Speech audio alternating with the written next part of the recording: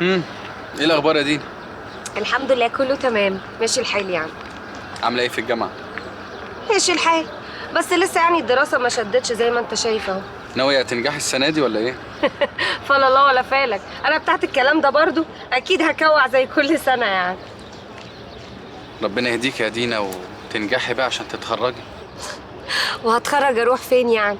هاجي اقعد هنا جنبك على الكافتيريا. بقيتش اقعد على كافيتريات خلاص. على الاقل يعني تدوري على شغل. اه، ندور على شغل فعلا. اقول لي يا بوب، هو انت كنت عاوزني في ايه؟ اكيد يعني مش جايبني عشان تسألني عاملة ايه في الدراسة يعني. لا طبعا. بصراحه انا كنت عايز اسالك سؤال تاني. خير قول. دينا، انت بتروحي 6 اكتوبر كتير الشهرين اللي فاتوا.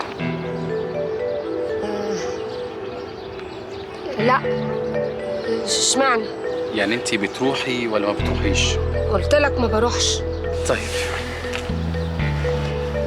تعرفي واحد صاحب كباريه في شارع الهرم اسمه سطوحي؟ وانا هعرف الاشكال دي منين بس؟ لا طبعا يعني.